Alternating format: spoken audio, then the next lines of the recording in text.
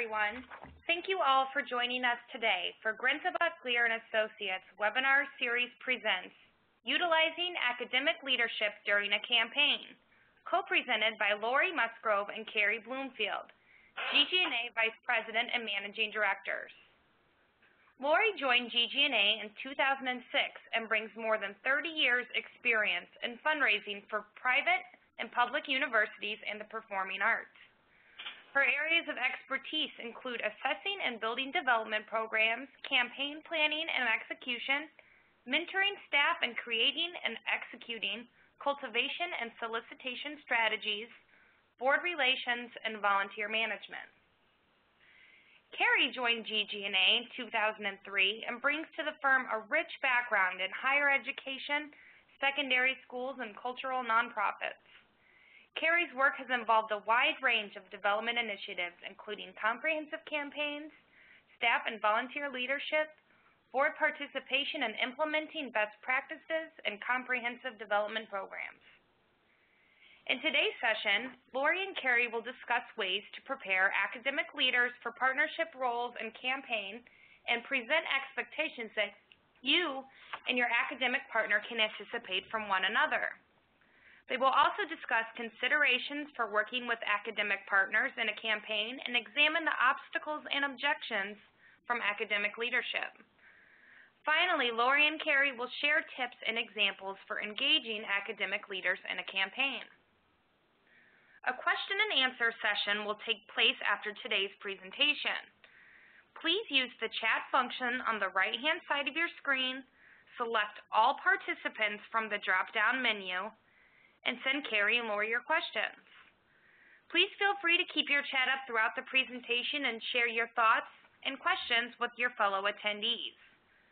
This coming Friday, I will send a recording of the session along with the presentation slides and a short survey to gain your feedback. Thank you all again for joining us today, and now I'll turn it over to Lori to get us started.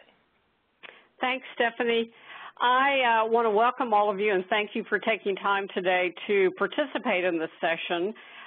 It's an important topic for all of you in education to have a process and have good partnerships with your academic leadership. And so I hope that you come away today with some better understanding and ideas about how to accomplish that or to improve your existing work with your academic partners. So today we're going to talk a little bit, walk through some key points to success all the way through to defining roles and expectations in working with your partners. And then at the end, as Stephanie has said, we will leave some time for questions. But please, as we go through the presentation and make our comments, as questions occur, please don't hesitate to submit them, and we'll respond at the end of the session. So first, the question is, why do we do this? Why would we partner with our academic leadership? You might ask the question, wouldn't it just be simply easier to work with our prospects directly ourselves? As in working with volunteers outside the institution, our academic partners really bring a high level of credibility and stature to the effort. They can best speak to the strategic plan as it relates to their priorities and to talk about impact, outcomes, to speak to their experience in working with students and other faculty members in the institution. So there's a whole variety of resources and important involvement that they bring to that partnership. Involving the provost or academic vice president, deans, others also extends the reach of the president. We can only call on our president so many times. They have so many demands on their time. And so to have other folks involved will be very useful and again, multiply his or her impact on your work with prospects. And let me pause here to say we're going to be talking about provosts and vice presidents for academic affairs and deans, et cetera, But the concepts and the discussion we have today really is relevant to independent schools as well as to institutions of higher learning. Your academic partner also best represents the core of what you're there doing day in and day out, which is, of course, teaching, learning, and research. They are in the classrooms, they're in the labs. They are the folks that in many ways are going to be making use of the private gifts you secure. So, again, their perspective is very useful and important. Finally, they also have useful networks, perhaps former students that they've kept in touch with, perhaps they've done consulting with corporations, perhaps they have contacts at foundations. And because they are used to working with these individuals, they may not think about their usefulness to the development program at their own institution. So having regular ongoing discussions with your academic partners can reveal some of these relationships that will be helpful to you. So who represents this academic leadership? Again, the president, of course, the provost, academic vice presidents, deans, department chairs, directors of major research centers or programs on your campus. You may think of others, and of course, we don't want to ignore the faculty as well. So work with your chief development officer, with your president, to think about who are those folks on campus who can best represent your needs, particularly the priorities that have been established for your campaign or for your development effort. So what are some of the keys to success? Obviously, you need support at the top of the institution, at the top of the organization. The provost and the president need to be fully on board with engaging the broader academic community in this work. It's the only way the real priority of building philanthropy is going to work its way through the institution. You need to have definitions and agreements on the roles of each party that's involved, the development staff versus the academic partner. Be honest about the commitment of time it may require of these partners. Sit down with them and talk about how you might organize the time that you're going to use from them. It's also important on the front end to identify the level of resources that are going to be required. Some institutions, development staff salaries are paid centrally. Sometimes they're co-shared with the academic unit. Other times there are situations where the academic unit itself is paying those salaries in full. So we need an understanding of what those levels are, what kind of operation the resources for operations are going to require. You need to sit down and talk with the academic leadership about who's going to pay the travel budget, who will pay for the luncheons that are held on and off campus to really make sure that there are sufficient resources available for some of those ongoing costs that often become obstacles to our work with our partners.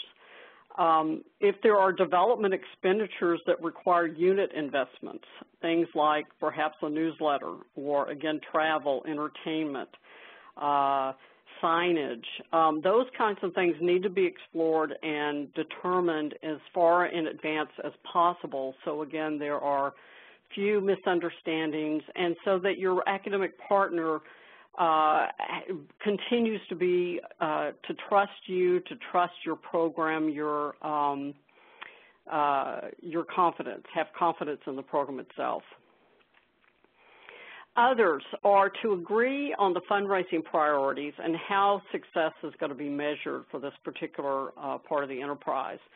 Often we see, particularly in large institutions where there are individual development officers assigned to units or programs, there's a lack of clarity. The dean may expect the development officer to perform one set of activities for them, and the development office obviously has a very specific set of expectations. So to, again, sit down and review those, come to an agreement on how time and resources are going to be spent, and then how success is going to be managed for both the short term and the long term.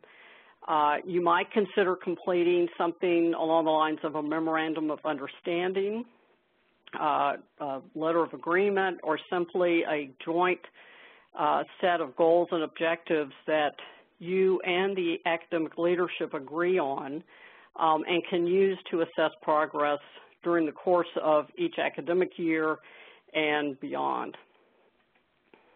So I'm going to turn this over now to my colleague, Carrie Bloomfield, who's going to talk a little bit about obstacles to engaging academic leadership. Thank you, Laurie, and welcome to all our participants today. We're so glad that you had the time to phone in and look forward to your questions. Obstacles. It is rare indeed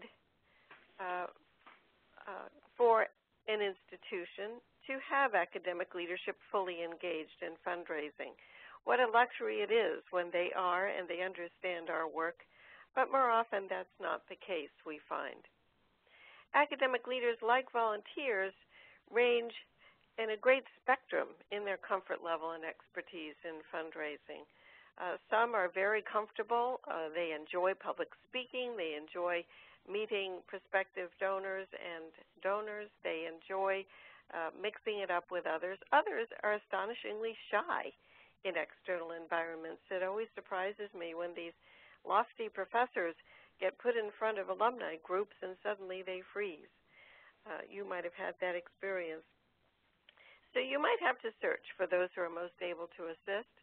You might need the advice of the provost about which deans are the best, or the advice about head of school. If you're an independent school, which department head might be most comfortable. But the scope of those available to you will be defined by the context of your environment. Of course, in a large institution, you will have quite a range of deans and others, the provost being most key as the academic representative. In a school, head of school, assistant head for academic affairs, those may be the two key ones for you. Colleges, president, provost, deans, heads of departments. So also don't forget about those important program chairs in higher education, as Laurie mentioned. Sometimes those are very interesting activities going on and could be strategic priorities for fundraising, and they are the best spokespeople. A common obstacle is a misunderstanding on the part of academic leaders of development and the process, particularly at the major gift level. I don't know about you, but oftentimes I've had the feeling that sometimes those folks expect us just to turn on the faucet and the money will come. Don't you all just attend nice cocktail parties and then schmooze a little with your donors and then they write checks? Well, we all know it's infinitely more complicated than that. Another obstacle is lack of institutional focus on building philanthropy. As Laurie said a moment ago, if the president and provost don't see development and philanthropy as a priority, then widespread participation by other academic leaders will be difficult to achieve, and the necessary resources you need could be difficult to secure. So as Laurie said, it all starts at the top. Conflicting or unclear expectations on the part of academic leaders inevitably is going to result in frustrations and disappointments and could lead them to less and less participation. They need to know what to expect. That's something that you need to set in advance with them, and you need to listen carefully to them about how they want to participate to increase their comfort level. If roles are undefined or misunderstood from the get-go, inevitably misunderstanding is going to follow, and that will lead to ineffective engagement of your academic leaders. Here are some actual comments that we have heard from academic leadership in response to queries to get them involved in development work. It's unseemly. They somehow think that asking for philanthropy or philanthropic gifts is unseemly. Why? What good will it do? We've never raised real money. Well, if that's true, it's time for them to pay more attention, isn't it? I'm not in sales. That's what the development staff is for. Well, we all know this is a team effort, and when development gets relegated up to the corner of some building and no one else is participating, we are not maximizing our potential. No one makes gifts in this economy. That sort of doom and gloom attitude is fairly frequent out there right now, but we all know that's not true. And we have to keep asking, even in this economy. We have to keep cultivating our donors. We have to be there for them when the chips are down for them. They will remember that and be there for us when things improve. And by the way, the money is still out there. Sometimes academic leaders say donors only want to make gifts for their own projects and interests. Well, our job is to guide them and to make a compelling case for our strategic priorities that match their interests. I'm not evaluated on development results, so why should I put any time into this? Well, again, that's where the provost, the president come in, making this part of their performance evaluation. I don't have time to do this. That's probably the most frequently heard. They're all busy people. We know that, and we need to respect the limits on their time and negotiate what is reasonable and will work for them. We don't work with anyone who has money to give. Well, maybe they haven't yet, but you can introduce them to people who do.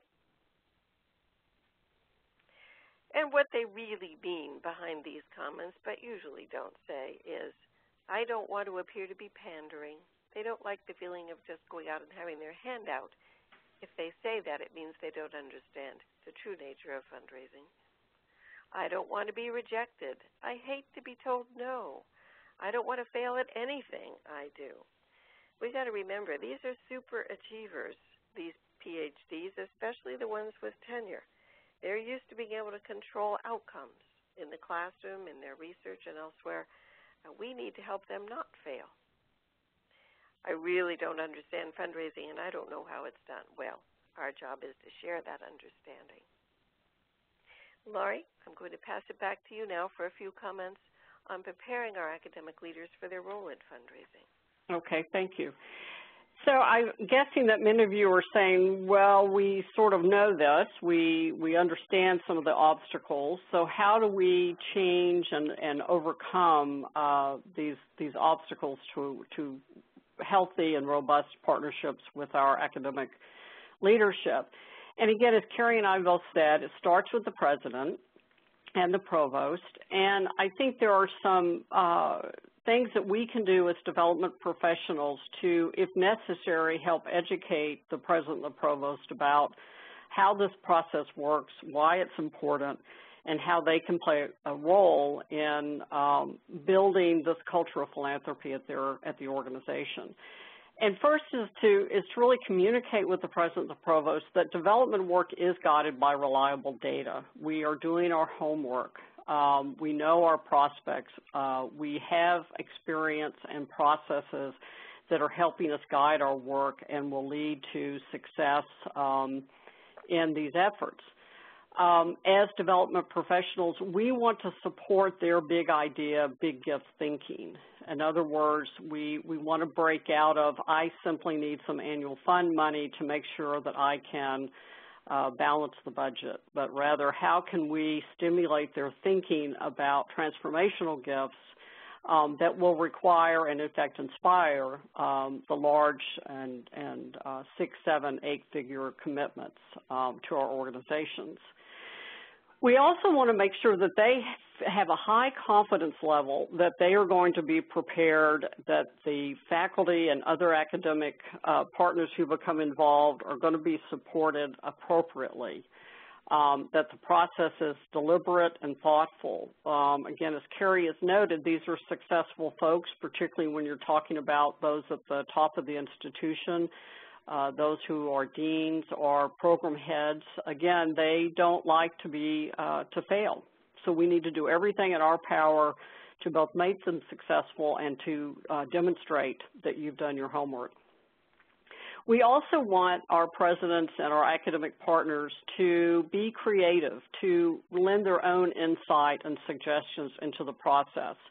Now, that can be frustrating. That can be a little worrisome because often if they don't understand the process, you can be faced with situations where it's important to talk through the advisability of some of these ideas. But again, we need them to be active partners, and that means that we do need to take their input.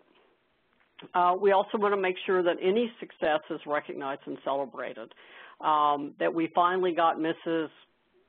Gotrocks to campus after months and perhaps years of working, that the dean was able to make a connection with an important corporate constituent among his sphere of acquaintances. So we don't want to miss those opportunities. And then, of course, finally, for the president and the provost, they serve as examples for others to follow. If the president and the provost are not out there committing time to this process, it is going to be difficult to get others to do so as well. For deans, chairs, and directors, I think we need to remember that their time is limited. They are there to run an academic unit or a program.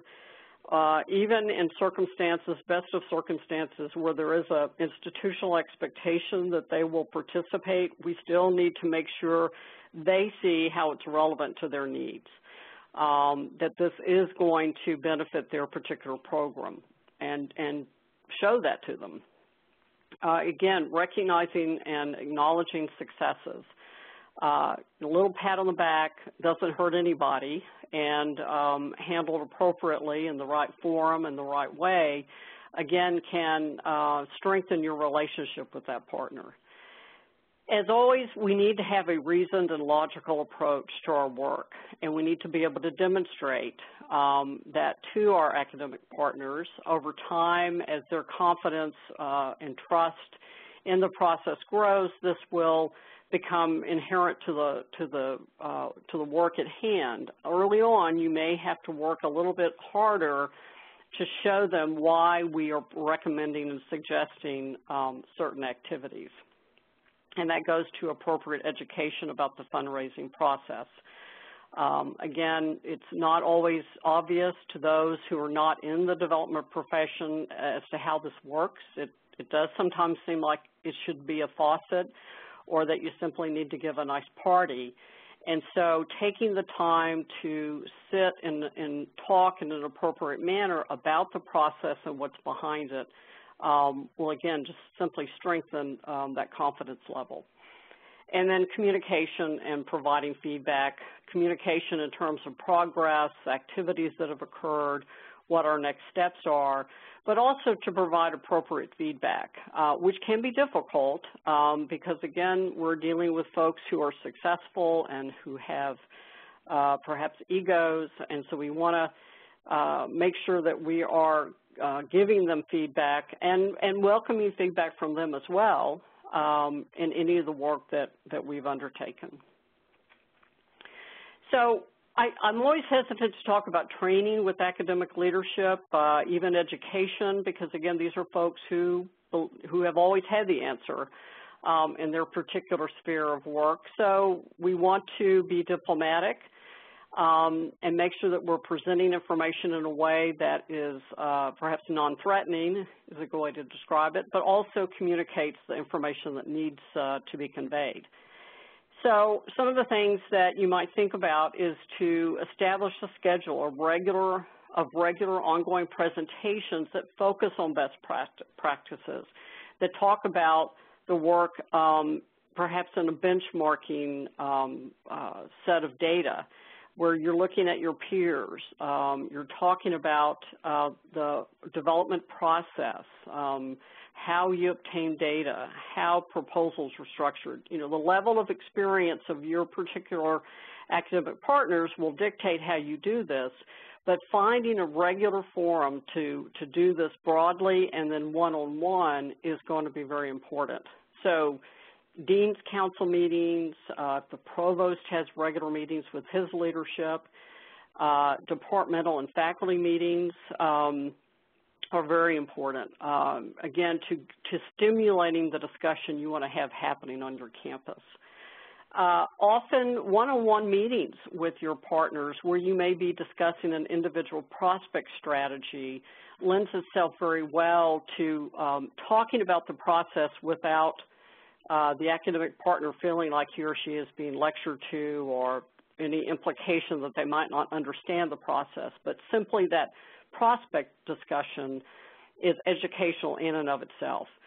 As you review briefing documents for an upcoming visit, again, provides that opportunity to talk about the process, why you've elected this particular strategy, what information you may have at hand that has been gathered in various ways. Again, will help them understand development better.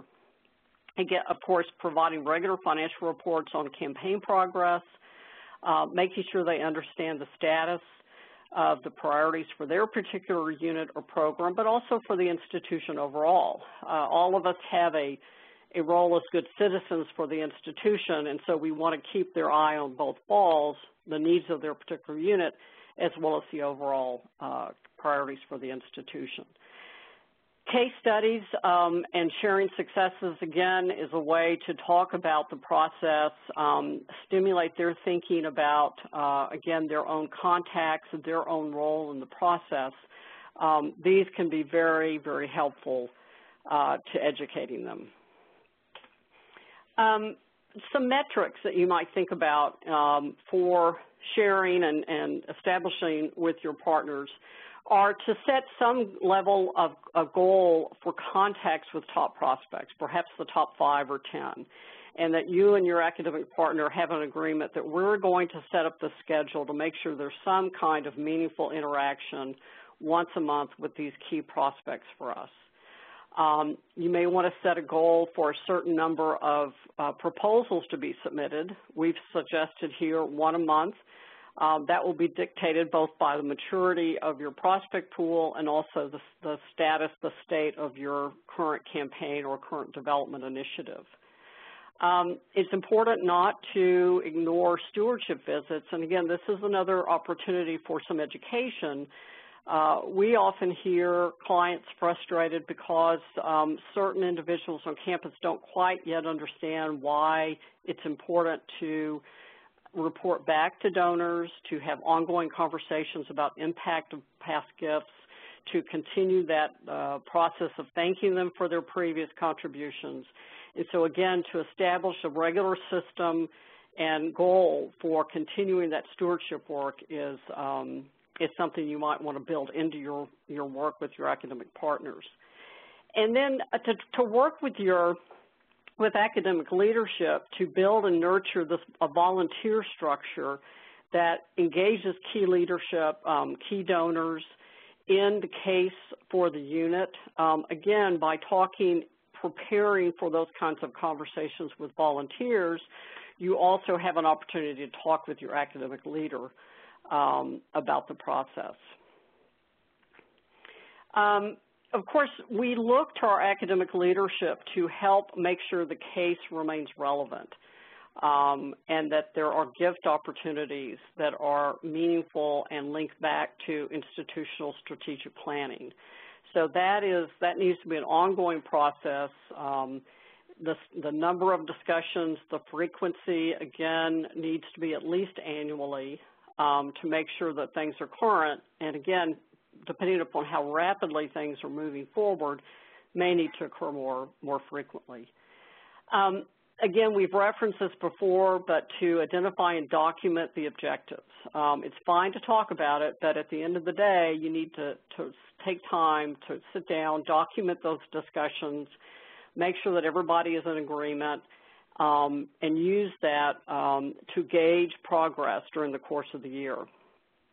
Again, that leads to the next point here, which is make sure that there are joint discussions about the program strategy, the timetable, annual targets. What are we doing to engage all of our constituents in the life of the program that will lead to private support? And the last point is particularly important that there are these established expectations and goals for the unit and how the development staff who may be involved in achieving those goals, responsible for achieving those goals, is evaluated. you don't want there to be performance problems in the eyes of development leadership that the academic leader does not share, because then it becomes awkward and difficult to make shifts and changes as appropriate. What's attached here is some actual data from a client institution showing the level of activity of a president in campaign. So again, this is for the president of the institution, so it might be modified somewhat for a provost or an academic leader, but it gives you some sense of the type of activities, the breadth of activities that they might be involved with, and some of the frequency. And these are, this is data that you might want to track in your system so that you can evaluate how well you're engaging your academic leadership as an educational point with the president and the provost, and also as a way to recognize those academic partners who are very active and who are spending a good bit of time on this particular, on development and campaign activities. I'll chime in and just say I think it also might be interesting to confer with your counterparts at other comparable institutions and see if they're tracking any of this so that you can share data and show your academic leader that this is not uncommon. Indeed, this level of activity does go on, especially during a major campaign initiative. Okay, Carrie? Yes.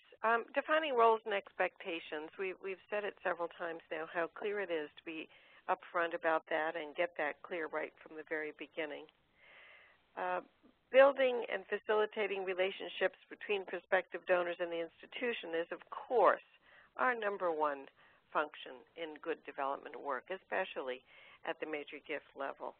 All good fundraising, of course, is based on relationships with our constituencies and with our key prospects above all. I'm sure you feel, too, that developing a strategy tailored to each prospect's capacity, interest, and readiness to give is very important. This is complex work, and in a big campaign, there's a high volume of these prospects. Every person is a campaign in a big campaign, and so the complexity and the volume of detail is enormous, and helping your academic leader to understand that is important. Enabling the efficient engagement of both internal and external partners is one of our great functions. It's really an orchestration. It's rather an elaborate dance, isn't it? That we get the right people involved at the right time to involve our prospects with the institution, to engage their interest, to get them ready for a solicitation, and then, of course, to steward them very carefully. It's far easier to ask one of your best donors again than it is to constantly be having to create new major donors or new annual donors, for that matter. We organize and support a variety of ASCII initiatives, of course. We ensure the establishment and refinement of programs to steward a widening circle of major donors.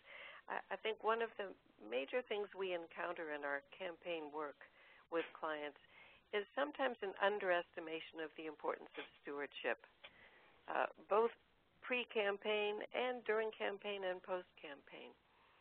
These are our precious family, if you will, and academic leaders can be tremendously helpful in maintaining and stewarding those relationships.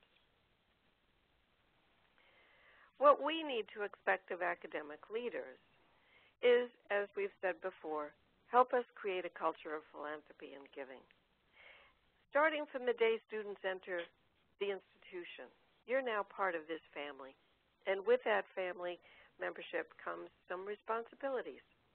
Here's what the alumni and parents and others have done for you.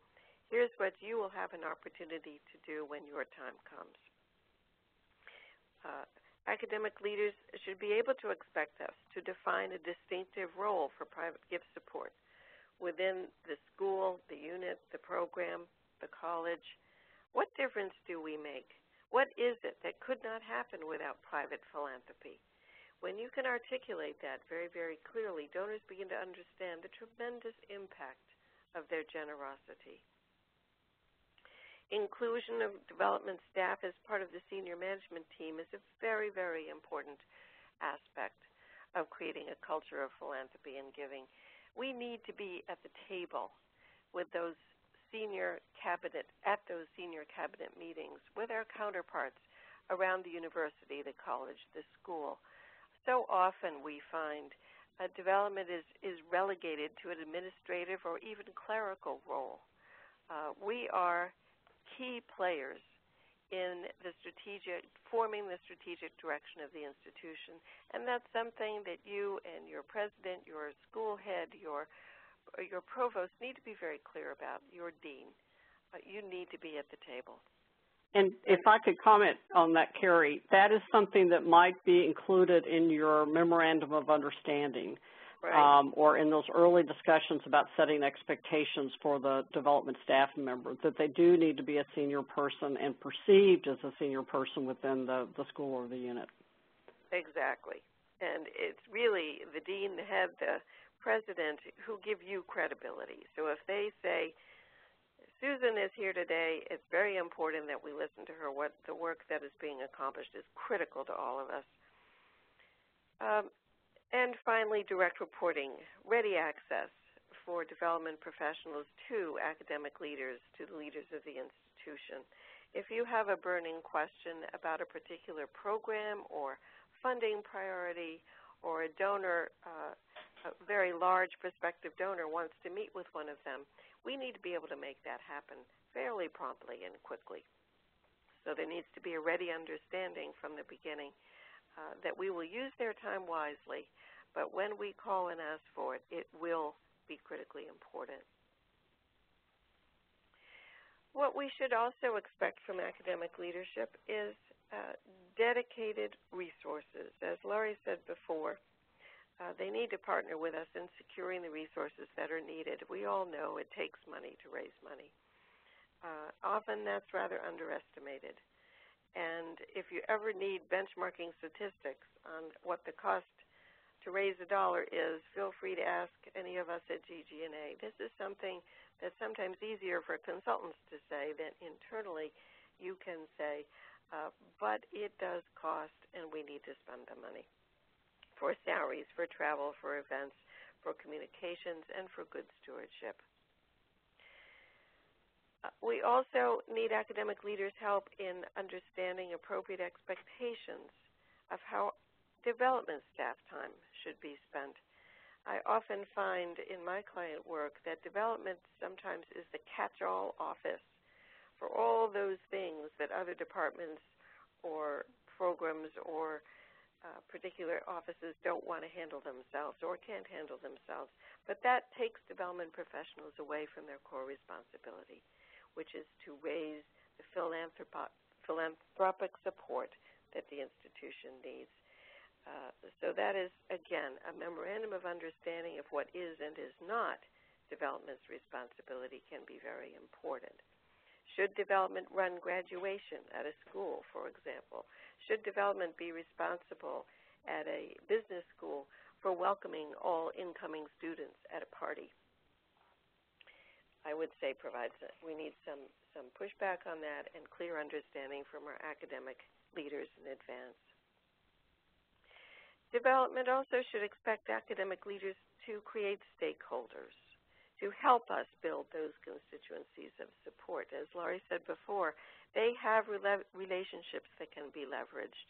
They need to feel comfortable sharing those, knowing that we will be very respectful of those relationships. But oftentimes, they stay in touch with former students who become financially successful, and they could open doors that we couldn't open by ourselves. Sometimes they serve on corporate boards in business schools, for example, where they could make a tremendous difference by introducing us to fellow board members or opening foundation doors. Committing time and patience to building personal relationships with prospects is obviously absolutely key. It does take time. We need to be clear about how much time they can give. And to encourage faculty dialogue about the fundraising process so that all academic leaders and faculty members truly understand the complexity and the importance of the work that the Development Office does. We need to set clear expectations of our academic leaders on the time that they will spend daily, weekly, monthly. Maybe they will only give you a day a month, whatever it may be.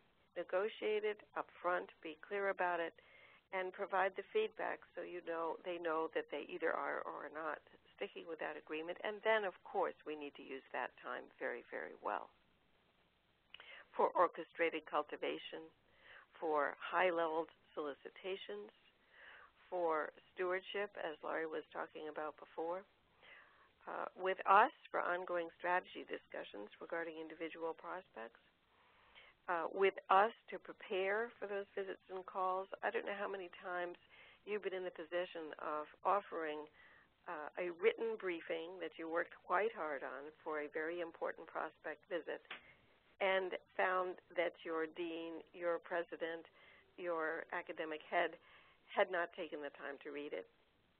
How frustrating. It's very challenging. We can deal with those challenges during Q&A. And stewardship activities should be integrated into the culture of the organization. Of course, gifts and commitments must be done on a timely basis, status reports regularly prepared, acknowledgments prompt, systematic recognition of the donors, and ways for donors to stay involved and to experience the impact of their giving. Donors want to make a difference, and academic leaders are the best ones to show them the difference that they're making. And I will speak to the role of academic leadership and then what they should expect of their development professionals. And again, academic leadership is uniquely positioned to identify the values of the program, the school, et cetera, the strengths and weaknesses. They know it best. They're working in that organization day in and day out, and we hope that it's their vision complementing the institutional vision that they are able to communicate more effectively than anyone else. That they're able to define an academic niche that is appropriate to the school, is a stretch, is reaching to some outcomes that are important to students, to society, to the research that's underway. And then also partnering with development professionals and developing that rationale for private gift support. On two points there. One, that they're open to hearing input from key stakeholders, from the key players, but also can make the case that tuition or other kinds of revenue is not sufficient to achieve the goals and objectives. So we look to our academic partners for these kinds of things. Now, what should they expect of us as development professionals? Of course, we need to be articulate about the plan and its objectives. We need to be able to speak to it in a way that communicates at least general outcomes. It can be challenging if you're working in a scientific or engineering, biotechnology, those kinds of programs. Even art, performing arts can be. We're not expecting the development professionals to be total authorities on these topics, but at least to the extent where they can carry on a fundamental conversation about the program. Laura, I'd like to chime in yes. just quickly on that. One thing that I often find is development staff have never sat in on a class at their institution. I really feel rather strongly that needs to be an annual requirement. It makes us such better ambassadors and representatives for our institutions to be able to say exactly, Professor so-and-so did thus and so, the students reacted in such and such a way. It was so exciting to see what's going on. Right. And that goes to, again, building your own knowledge base about the faculty and the students when you can right. speak directly to a classroom experience, but also knowing what the students are up to. What is the profile of the student body? What achievements have been recognized among the students.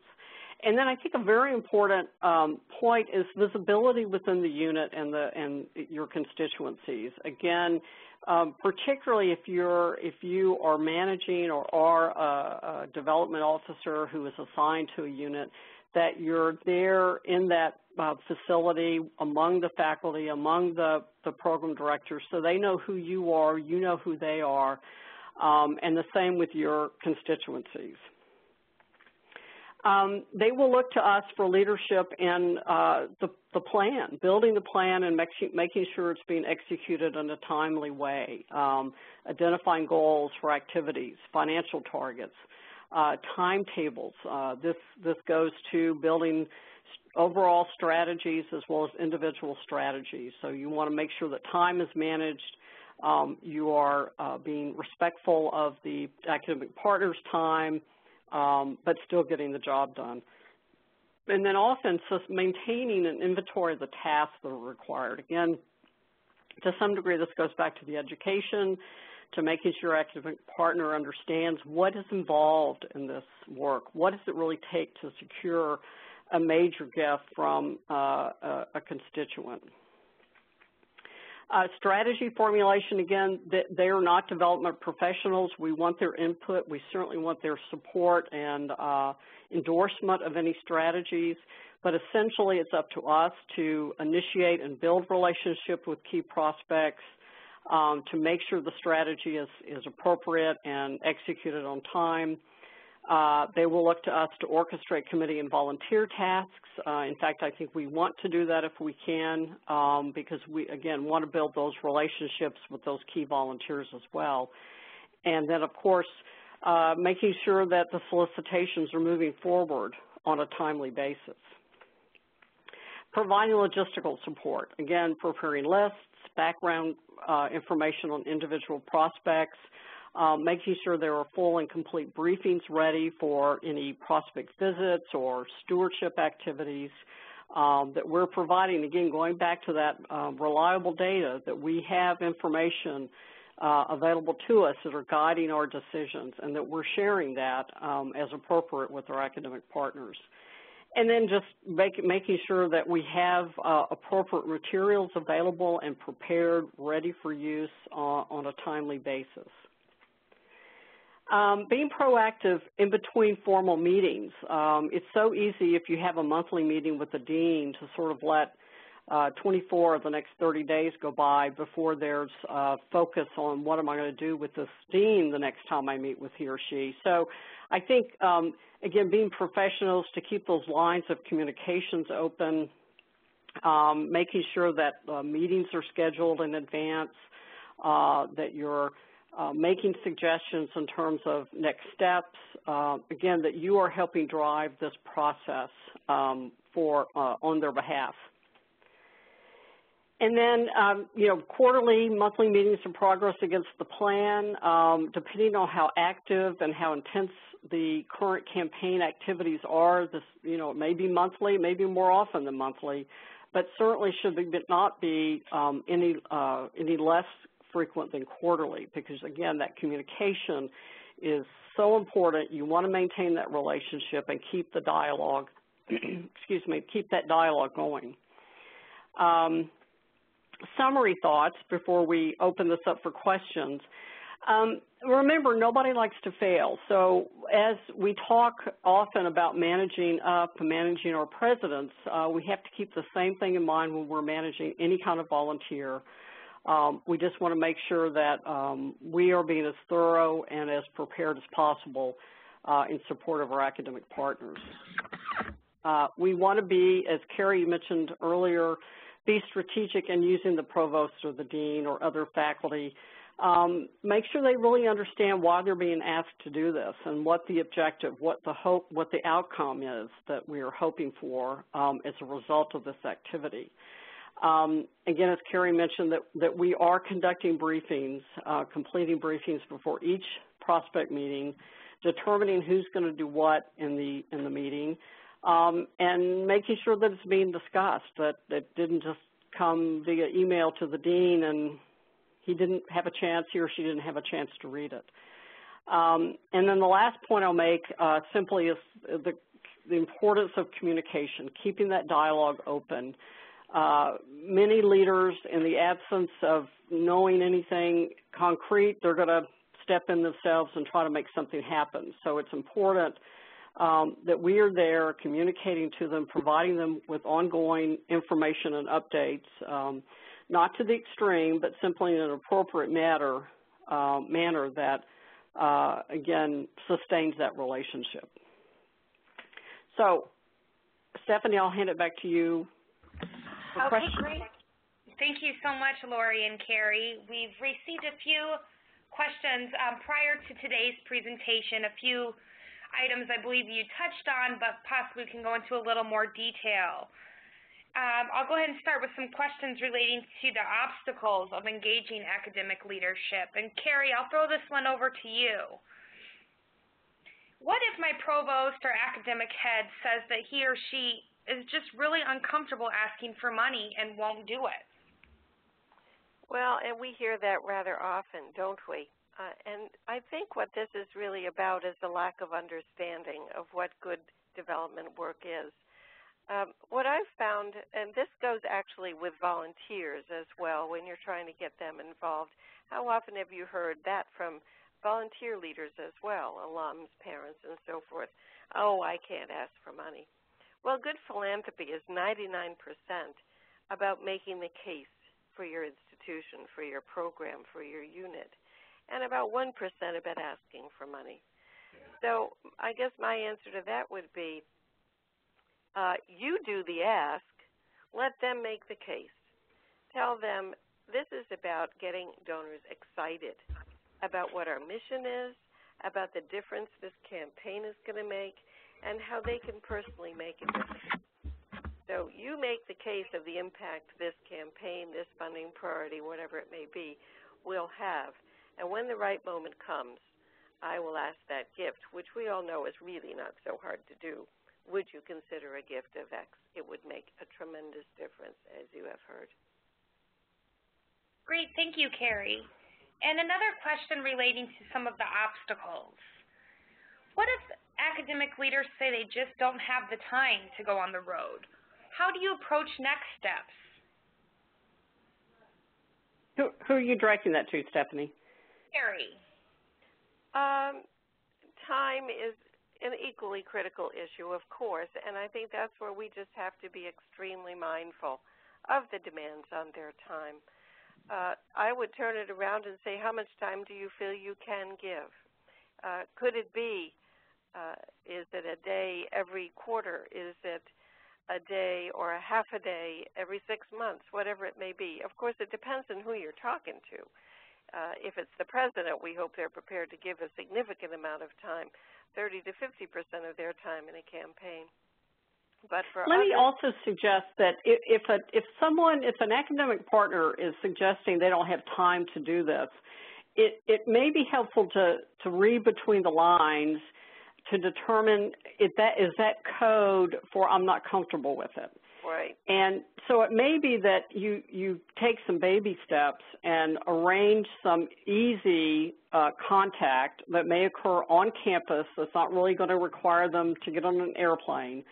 But you bring someone to campus, it's a stewardship visit perhaps, and you ease them into it. And as their comfort level increases, you may find that time is more available for this activity. Again, it could be they just don't want to say it, but they're communicating it by not making time available to you. I had a volunteer once when I said, oh, I'm going to visit with this guy. He wants to do it. He just hasn't had time on his schedule. And the very wise volunteer said to me, Laurie, if he really wanted to do it, he'd make time. And so I think we have to assess what is the academic partner really telling us by not making time available. Right. And then there's tricks to just being flexible, too. If they're going to a conference in San Francisco, would you be willing to meet me and call on Mrs. So-and-so? Right. Make it as easy as possible for them. And as Laurie said, when they begin to have success in this, it's interesting to see how often it whets their appetite for more. Great. Thank you, Lori and Carrie. And again, a reminder to our participants today, feel free to use the chat function on the right-hand side of your screen and send in your question and answer. Any questions that we don't have time to address within the hour today, we'll have either Lori or Carrie contact you after today's presentation. Okay, and Lori, I have another question for you in regards to engaging the president and the provost. So if the provost participated in campaigns elsewhere and believes that he understands campaigning, but this particular person's experience working with him suggests he's not as knowledgeable as he'd like them to believe, how would you go about addressing this? Yeah, that's a tricky one. I think, again, depending on the dynamics and the circumstances, to use the educational process to demonstrate why you have elected to take a particular step to build into the strategy particular activities that may involve the provost, and again, share the thinking and the data. Now, unfortunately, at the end of the day, the provost may still have different ideas about how this wants to proceed.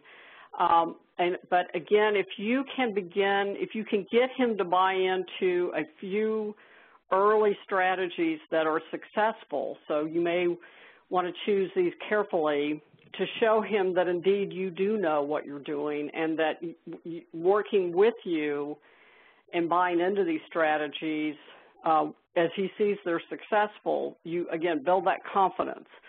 I worked for a president that I had that same challenge, and it really, we just had to, over time, build trust and confidence in the other.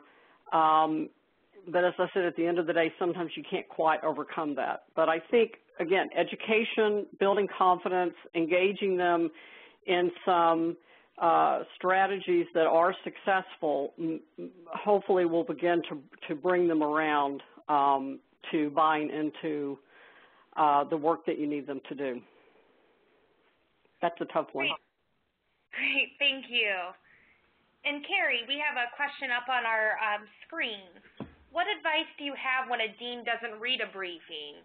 They've received it, we've met with them. What are some ideas or next steps to dealing with that situation? Well, I run into that personally before when I was still doing development work, which I did for many, many years. And my suggestion is make sure you're traveling with that person to the meeting. That's your backup.